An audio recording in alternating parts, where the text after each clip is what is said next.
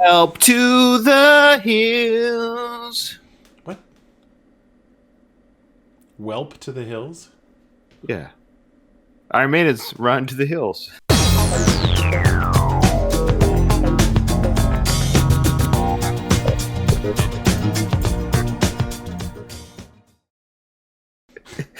This is how much Nathan doesn't really know Iron Maiden. Let me speak to my knowledge of Iron Maiden, because people are coming to this channel saying, "Oh boy, I wonder what Ryan and Nathan have to say about Iron Maiden. What golden nuggets of information could they share with me?" Guess what? Any guesses how much? This much. That pretty much. I know a little bit. Only reason why I know a little bit is so Nathan and I were metalheads. Like, at least I really was. But Nathan listened to a lot of metal music growing up with me. We were teenagers hanging out, and but Iron Maiden we never listened to. We just never. We didn't listen to Judas Priest. We never listened to Iron Maiden. Any band from Europe. Basically, we didn't like anyone that wasn't Canadian or American. We just hated every artist. We were nationalists. No. No, but for whatever reason, we just never got it. We were aware of them. We knew who Bruce Dickinson was. In fact, it was funny. I actually had a Bruce Dickinson solo album, Tattooed Millionaire. Oh, really? I actually had his tape cassette for. It's weird. I had like the most Columbia House. Like you have to fill the one slot. Yeah, I don't know. I'll throw that one in. I love that album. I listen to that album all the time, and I know from what I know about Iron Maiden now, I think maybe why I liked that solo album back then was because it was more straightforward kind of rock. Iron Maiden has a lot of changes, and they're a little bit more like, I wouldn't say progressive rock necessarily, but they have more changes. But definitely, they're always jam. They always jam. Now, I just started listening to Iron Maiden on my own accord, no reactions, not even on my other channel. I just started listening to it because I was very interested in Iron Maiden, and but I wanted to start at the beginning, so I actually just put on their first album. And self-titled Iron Maiden, and it was sung by the singer's Paul Di'Anno, and he sang on the first two albums. And it was interesting because I was listening to these first two albums, Iron Maiden and Killers. Those two albums are some of the best rock metal music of all time. I'm not even joking. It really stood the test of time. The test of time. The test of time. And 40 years later, it's an amazing, amazing metal rock music. I love it, and it's funny because even as a retro fan, or like going back to listen to something that's already come and gone, I was disappointed. Even though I knew Bruce was in the band, I was like, man, I really dug this Paul Di'Anno guy. You know, I dug. He was kind of like a punk singer in some way, kind of punk sang. So Bruce is obviously an incredible singer, very accomplished, operatic almost, and Paul's more of a punk singer. Anyways, all that being said, the highlight and one of my favorites, if I were to do a top 10, probably a top 3 Iron Maiden song of the ones I know. I'm still learning their catalog, but of the ones I know, this song, Phantom of the Opera, is in the top 3. Oh wow! Okay. Yeah. Now, I don't want to say much more about it. I don't want to oversell it, but if Iron Man Fate is over, Iron Man. I'm tired. Sorry. Iron Maiden fadens. Iron Maiden fans, if they're watching this, they already know what I'm saying. They understand, like, oh, we get what Ryan's saying. But Nathan, this is your first time hearing the song, but you're going to be hearing the live performance sung by Bruce. So this is obviously Bruce's vocal rendition of the same song. Okay. And I've seen this performance before because once I became a fan of the song, I was like, I got to see all the live performances I can of this. But this is a Patreon request from Tim. So he knows that I know the song. So this is sharing. Tim's doing this for you specifically, Nathan, because you haven't heard the song or seen this performance live. Okay. Well. Yeah. I hope I didn't oversell it, but you oversold it, but that's okay. Okay, great. I'm glad I oversold it. Nathan's a hard please, by the way. I'm an easy date. All right.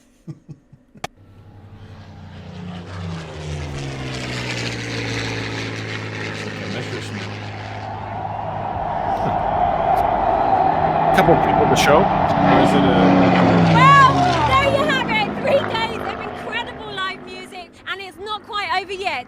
As we leave you with metal icons, Iron Maiden.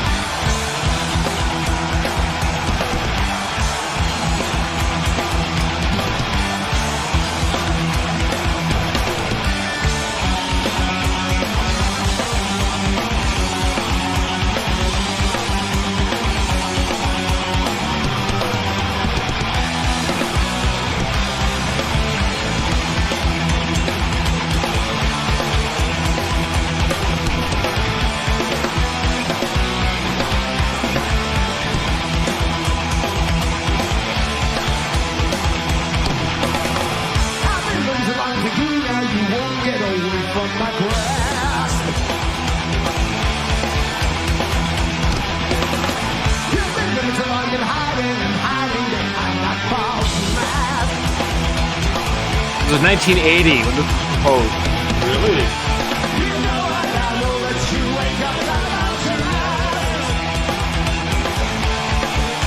But you know, the original has that same kind of double bass going on. It does.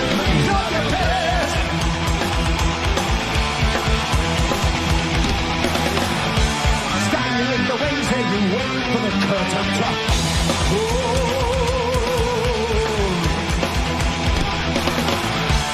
Knowing the terror and holding you have on us.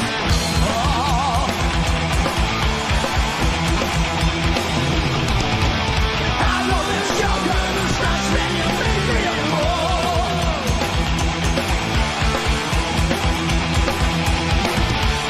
You know I'm helpless from your mesmerizing call.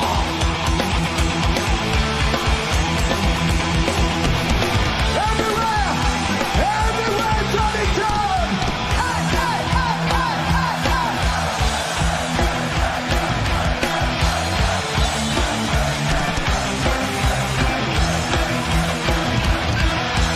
Keep your distance, walk away, don't take his bait.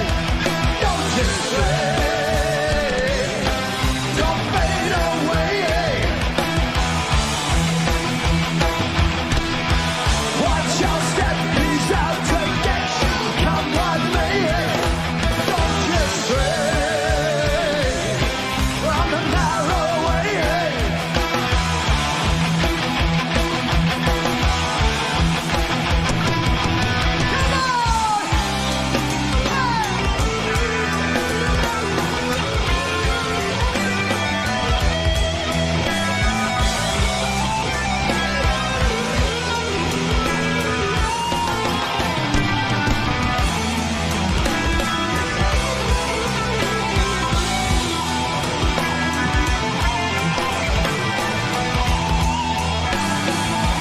Crowd. Popping time.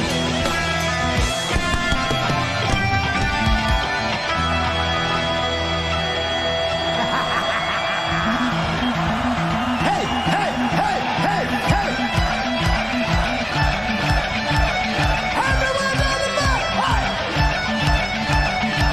Stop fiddling with your neighbor and start fiddling with yourself! Come on! Hey, hey, hey, hey! Now the song begins. I'm not even joking. This jam at the end is amazing. Traditional English! Yeah. This is from the original too, right? Yeah. It's all in the original. Yeah, this is the original song. They didn't add anything to this. Let's face it, Mum's got a very burnt bun in the oven. Oh, I can't hear you, Johnny John, scream for me! Scream for me! One more big one! We're gonna burn this down! Scream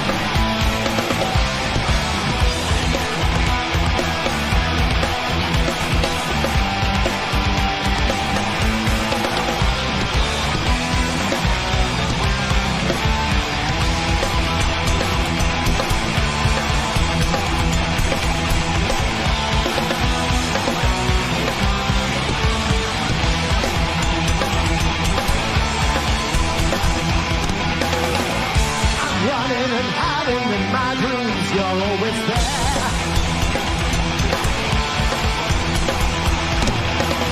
You're the phantom of the opera, you're the devil, you're just out to scare.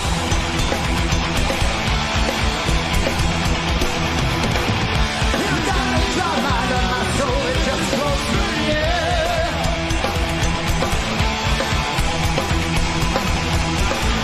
You hold me, you taught me, you torture me, back at your fire. Wow. Yeah, that's a pretty powerful song. It's great to know. I think what really helped with this one, because the last Iron Maiden that I watched, I was kind of like, meh. Like, I didn't really know, what I thought of it. But knowing the context a little, that this is 1980, like the 70s are just finishing. Yeah. And here comes this, like, very, like, progressive, heavier kind of sound. Well, obviously, other bands were looking to these guys for cues, right? Like you just think like, well, yeah, Metallica and Megadeth, they're looking to Iron Maiden for cues. They were for where to go with their music, not the Beatles, right? No, I mean Iron Maiden definitely has influenced. I mean, numerous bands. I mean, they're 40. Yeah, they're 80. Yeah, 80, 1980. So they're 41 years of being a band. I mean, you can imagine how many people they've influenced. Yeah. You and hear they're a little bit of Black Sabbath there, which was interesting because I would guess that was also an influence. Same neck of the woods. Iron Maiden too was Black Sabbath. Yeah. But. Oh, I would assume. Yeah. So Steve Harris, he's the bassist. He's the founding member. He's the band leader. Okay. I think my understanding, he does most of the musical compositions and stuff, and or lyrics. So he's kind of the band leader of the band. He's been there since the beginning. They've had a couple changes, but not as many as you would think. Bruce obviously is the longest member for singer. They've had a couple singers. But Bruce has been the longest standing. So I know a little bit. I know I could probably comfortably go to an Iron Maiden song and know 70% of their set list, I would say. Oh, wow. So that being said, so if anyone's watching this video, Nathan, would you take it on to listen to more Maiden? If it sounds like that, yes. And I wanted to finish kind of what I was saying about them. Like yeah, of course, please. I'm not as big of a fan of Bruce Dickinson's singing. I think that's why I didn't listen to Iron Maiden back in the day, just because I was kind of like, I'm not quite sure what to think. But that song showed their talents as musicians more so, and that was like there was like time changes all over the place. There was like all these cool riffs that they had really, I feel like, worked on and kind of smithed a bit to get to the point where they're like, okay, we're gonna shift to this. Like the fact that there just feels like there's a lot of work put into that song. Yeah. And everybody from the bassist, the guitarist, the drummer, that showcases their talent. And that made me feel a little more like, okay, this is cool. And to think of it, here it is, an 40-year-old song, and here's these guys who some of those guys, they get up there. They're up there. And that was like 2013, I think. That's like 7 or 8 years ago, I think. Oh, wow. Yeah. So, yeah, well, they're in their 70. I think Bruce might be close to 70 now himself. I think a couple of the guys might be close to 70. Yeah. But yeah, they've been doing this for 40 plus years. I mean, they weren't 18 when they started. They were close. I think they were 20 something. Like when they started Iron Maiden, I think Steve might have been early 20s. I don't think he's quite 25 yet, but he might have been close. Mm-hmm. So my suggestion, of course, because I would say time is money and money is time, but we're busy. Obviously, anyone could just say, listen to everything. Okay, okay. But Nathan, in the description of this video, Nathan will have his PayPal. So if you want Nathan to react to Iron Maiden, he'll have his PayPal here, and he'll do a PayPal reaction. Because I'm going to be away for the rest of 2021 sailing in the Navy. I'm deployed from whenever you listen to this, from May till December of 2021. So Nathan's going to be on this channel by himself for a little bit. I think this is an artist that I think it would be good for Nathan to do, obviously, some Iron Maiden, maybe in my absence. So hit him up on PayPal and give him the songs you think he should listen to. I can think of a few myself, but I'll let the commenters go your way. And yes, it is PayPal request. I'm going to say it just because it's very easy for anyone to say, do this, do that. It's like the only way to pick the ones to do are the ones that people really want you to do. It's the only way to do it. Right. It's very easy just to type, because you could just ultimately just type, do everything. Oh, okay. I'll just spend the next 30 hours. That's not even their whole catalog, right? So, yeah. All right, everyone. That's a great song, and interesting that Nathan talked about liking that sound of Bruce's vocals, because he kind of mimicked a lot of Paul Di'Anno's sound there. So, like I said, I mean, there are people who are Paul Di'Anno fans who don't like Bruce, even though he only did 2 albums. There are people at the very beginning who were Iron Maiden fans and had their hearts broken in 1983 or whatever when they left the band. So it's an interesting history to get into.